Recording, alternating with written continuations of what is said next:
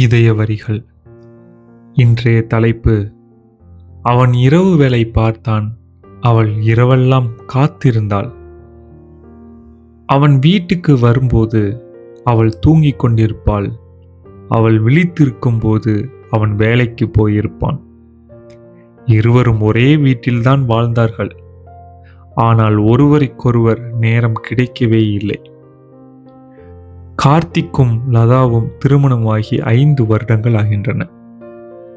கார்த்திக் ஒரு தனியார் நிறுவனத்தில் நைட் ஷிஃப்ட் வேலை பார்த்து கொண்டிருந்தார். மாலை 6 மணிக்கு வேலைக்கு கிளம்புவான். காலை 5 மணிக்கு வீட்டுக்கு வருவான். லதா வீட்டில் இருந்தாள். வீட்டு வேலை, சமையல், குழந்தையை கவனிப்பது, கணவனுக்காக காத்திருப்பது, இதுதான் அவளுடைய உலகம். ஒவ்வொரு நாளும் மாலை லதா கார்த்திக்காக சாப்பாடு தயார் செய்வாள். சாப்பாடு எடுத்து வைக்கட்டுமா? வேண்டாம் லதா, கம்பெனியில் சாப்பாடு இருக்கு. சரி, அவன் கிளம்பும்போது கவனமா போங்க என்று மட்டும் சொல்வாள். கார்த்திக்கும் என்று சொல்லிவிட்டு கிளம்பி விடுவான். கதவு மூடப்பட்டதும் லதா வீட்டில் தனியாகி விடுவாள். ஒரு நாள் இரவு 11 மணி. குழந்தை தூங்கிவிட்டது. லதாவுக்கு தூக்கம் வரவில்லை. அவள் போனை எடுத்தாள். கார்த்திக்கு மெசேஜ் அனுப்பினாள். சாப்பிட்டீங்களா? சில நிமிடங்கள் கழித்து ரிப்ளை வந்தது. அதற்கு மேல் ஒன்றும் இல்லை. லதா போனை வைத்து விட்டாள். அவள் மனதில் ஒரு சிறிய வருத்தம். என்னோட பேச அவருக்கு நேரமே இல்லையா? அடுத்த நாள் காலை 5:30 மணி. கார்த்திக் வீட்டுக்கு வந்தான். லதா இன்னும் விழித்திருந்தாள். வந்துட்டீங்களா? சாப்பிட்றீங்களா? வேண்டாம், ரொம்ப டயர்டா இருக்கு. அவன் நேராக படுக்கைக்கு சென்றான். லதா அவனை பார்த்து கொண்டிருந்தாள். அவளுக்கு அவனிடம் நிறைய பேச வேண்டும். அவன் எப்படி வேலை செய்தான்? சாப்பிட்டானா? உடம்பு எப்படி இருக்கிறது? இன்று குழந்தை என்ன செய்தது? ஆனால் அவன் ஏற்கனவே தூங்கிவிட்டான். அன்று காலையில் லதா தனியாக காலை உணவு சாப்பிட்டாள். மதியம் குழந்தையுடன் சாப்பிட்டாள். மாலை அவன் எழுந்ததும் அவன் சாப்பிடுவான். மீண்டும் வேலைக்கு கிளம்புவான். அதே வாழ்க்கை. நாட்கள் சென்றன. வாரங்கள் சென்றன. மாதங்களும் சென்றன. ஒரு நாள் லதா சொன்னால், நம்ம 2 பேரும் கொஞ்சம் வெளியே போகலாமா என்று. கார்த்திக் உடனே சொன்னான், எப்போ? நீங்க விடுமுறை இருக்கிற நாள்ல. அந்த நாள்ல எனக்கு தூங்கணும் லதா. அவள் அமைதியாகிவிட்டாள். சரி. அந்த சரிக்குள் எனக்கு உங்களோட நேரம் வேண்டும் என்ற வார்த்தை இருந்தது. ஆனால் அவள் சொல்லவில்லை. ஒரு இரவு கார்த்திக் வேலைக்கு செல்ல தயாராகி கொண்டிருந்தான். லதா அவனுடைய லஞ்ச் பாக்ஸை கொடுத்தாள். இதை எடுத்துக்கோங்க. இன்னைக்கு உங்க ஃபேவரட் லெமன் ரைஸ். சரி. அவன் கதவை திறந்தான். கார்த்திக். அவன் திரும்பி பார்த்தான். என்ன? ஒண்ணுமில்ல, சொல்லு. கவனமா போங்க. என்று சொல்லிவிட்டு அவன் சென்று விட்டான். கதவு மூடியதும் லதா மெதுவாக அழ ஆரம்பித்தாள். அடுத்த நாள் காலை கார்த்திக் வீட்டுக்கு வந்தபோது லதா வழக்கம் போல வாசலில் இல்லை. அவன் அறைக்குள் பார்த்தான். அவள் தூங்கிக் கொண்டிருந்தாள். குழந்தையும் அவள் அருகில் இருந்தது. கார்த்திக் அமைதியாக படுத்துக்கொண்டான். சிறிது நேரத்தில் அவனுக்கு தூக்கம் வந்தது. மாலை எழுந்தபோது லதா சமையலறையில் இருந்தாள். அவன் அவளை பார்த்து கேட்டான், நேத்து நீ ஏன் அழுத? லதா அதிர்ச்சியாக அவனை பார்த்தாள். நான் அழுதேனா? உன் கண்கள் சொல்லுதுமா. அவள் சில நொடிகள் அமைதியாக இருந்தாள்.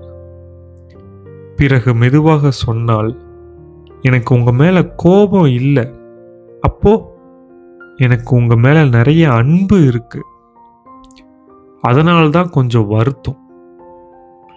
கார்த்திக் அமைதியாக கேட்டுக்கொண்டிருந்தான். நீங்க இரவு வேலை பார்க்குறீங்க, அது நம்ம குடும்பத்துக்காகன்னு எனக்கு தெரியும். நீங்க கஷ்டப்படுறீங்கன்னு எனக்கு தெரியும். ஆனா அவள் குரல் நடுங்கியது. சில நேரம் நானும் உங்க மனைவிதான்னு நினைச்சுக்கிறேன். கார்த்திக் அவளை பார்த்தான்.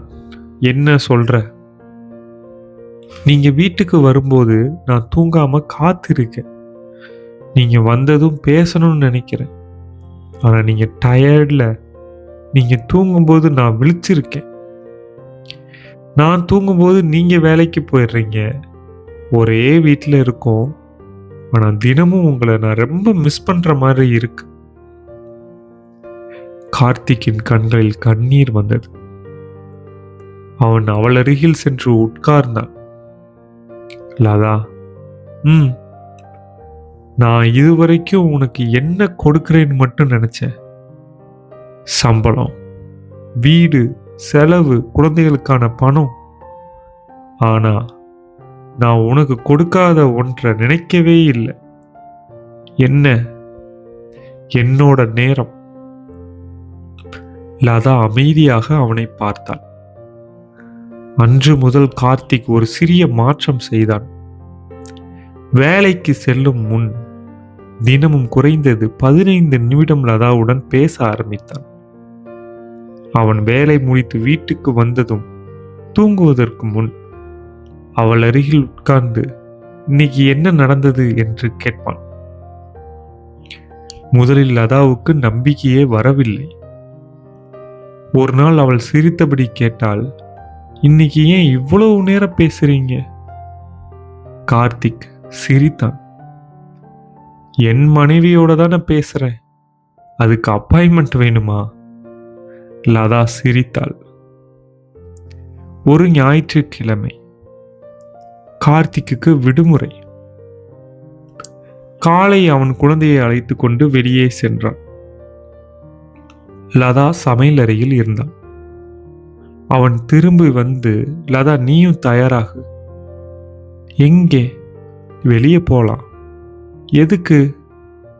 நீ ரொம்ப நாளா கேட்கிறியே. அவள் சிரித்தாள். எங்க போறோம்? எங்கன்னு தெரியாது. ஆனா இன்னைக்கு முழு நாளும் உன்னோட இருக்கணும்.